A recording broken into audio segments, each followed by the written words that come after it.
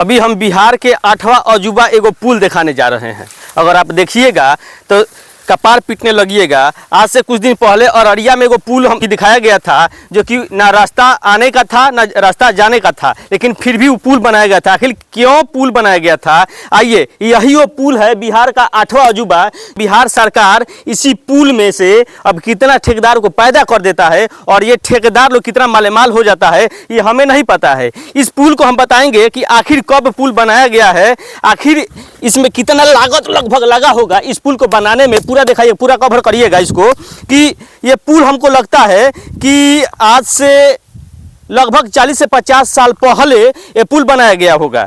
और यहाँ पे ना पूरब से रास्ता है आने के लिए, ना पश्चिम से है रास्ता आने के लिए, ना उत्तर से है रास्ता आने के लिए, ना दक्षिण से है रास्ता आने के लिए। अब बताइए, यहाँ पे सुनसान ये एरिया है और चारों तरफ से समझ लीजिए कि ये जंगल झाड़ वाला एक तरह का ये चौवर कहा जा सकता है। ये चौवर है और चौवर में, बीच चौवर में अब समझ लीजिए इस पुल का क्या ज़रूरत है। यहाँ पे ग्रामीणों के द्वारा कहा गया है कि यहाँ पे कुछ दिन पहले जो कि एक नहरी का निर्माण कराया गया था, जो कि वो नहरी बनाया गया था, लेकिन फिर भी उस समय क्या हुआ कि उस नहरी को जैसे बनाया गया तुरंत उसको कब्जा कर लिया गया, जो कि जिनका जिनका खेत था। लेकिन उसके बारे में ज़्यादा मुझे जानकारी नहीं है, लेकिन इस पुल को उसी समय बनाया गया था। और इस पुल को बनाया गया है, आखिर इसमें लगभग 5 से 6 जो कि पुल लगाया गया है, जो कि बोमा होता है वो बनाया गया है।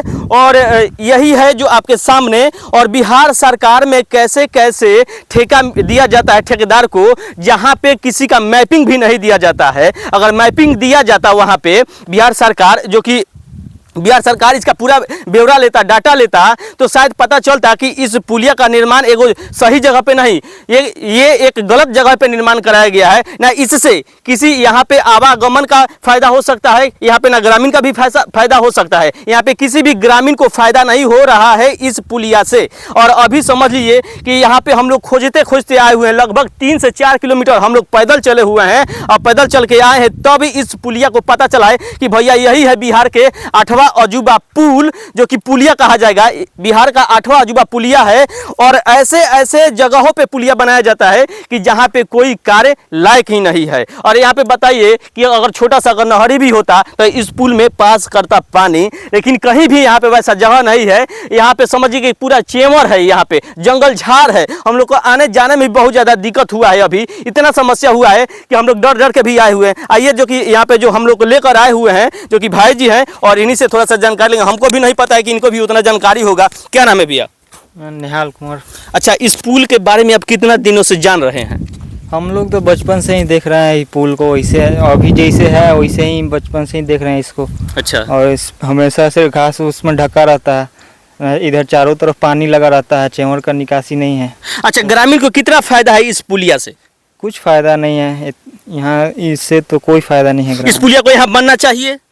नहीं, पुल का क्या यूज है पता नहीं है, तो क्या बनना चाहिए यहाँ? कोई प्रयोग यहाँ पे नहीं कोई है। प्रयोग नहीं है। यानी कि सरकार का पैसा जो जितना भी लगा हुआ है इसमें वो व्यर्थ गया, व्यर्थ ही है।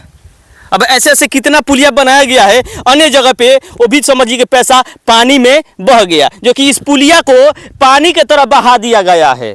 इस पुलिया को पानी की तरह बहा दिया गया है। अब समझिए बिहार सरकार का पैसा, यानी कि आम जनता का पैसा को पानी में बहा दिया गया है। इससे कोई फायदा नहीं है। यहाँ पे थोड़ा सा हम दिखाएंगे। आइए, कहीं पुलिया है, एक पुलिया हो गया यहाँ पे। और बताइए, देखिए ये दूसरी का पुलिया है, और भाई यहाँ पे तीसरी का पुलिया है, और यहाँ पे जो कि ये चौथा पुलिया है। और बताइए यहाँ पे देखिए ये 5वां पुलिया है। अब बताइए इस पार से उस पार हमको आने में 5 गो पुल पार करना पड़ा। अब बताइए, अब हम आ गए हैं यानी कि पूर्वी छोर से पश्चिमी छोर पे। दिखाइएगा पश्चिमी छोर भी एकदम आपको साफ साफ दिखाई दे रहा है कि कितना घना जंगल है, और पूर्वी छोर भी कितना घना जंगल है। अब दक्षिणी छोर भी दिखाइएगा, गंगा जी जिधर है उधर कि कितना जंगल माने कि घना है। और इधर दिखाइएगा गंडक ओरिया यानी कि नेपाल के तरफ दिखाइएगा कि कितना घना जंगल है। अब बताइए, इस चारों दिशा का हम तो वर्णन कर दिए, दिखा दिए आपको, लेकिन फिर भी यहाँ पे क्या है? यहाँ पे एक छोटा सा जो कि नहरी भी नहीं है, नहरी का निर्माण भी नहीं किया गया है। और फिर भी यहाँ पे अब बताइए,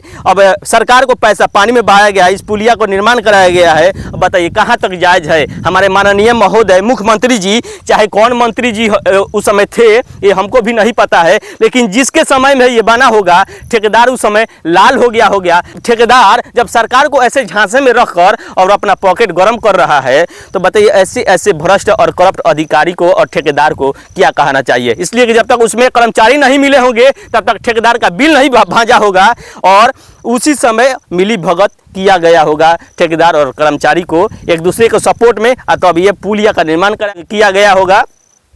लेकिन ऐसे ऐसे पुलिया जो कि निर्माण हो रहा है नहीं होना चाहिए, इसका प्रयोग कुछ भी नहीं है, मिसयूज किया जा रहा है इसका, जो कि पैसा जो भी आ रहा है। बस यही हम कहेंगे मुख्यमंत्री महोदय से कि अगर आप लोग अगर ठेकेदार को अगर कोई भी चीज़ अगर सौंपते हैं, ठेका देते हैं, तो सबसे पहले उसका डाटा लीजिए और डाटा लेकर और उसको माने कि जीपीएस लाकर टेस्टिंग करिए कि भाई सही में वो जगह जो कि पुलिया या पुल बनाने लायक है या नहीं है। नहीं तो कहीं पे चेवरे में बन जा रहा है, कहीं पे जो कि क्या बताएं बड़ा चेवर में बन जा रहा है, वहाँ पे किसी भी प्रकार का प्रयोग नहीं किया जा रहा है, ना नाली हो ना पुलिया हो ना कुछ भी हो वहाँ पे। बस यही हम कहेंगे ठेकेदार महोदय और इंजीनियर महोदय इन दोनों के सहमति से ऐसा बना होगा।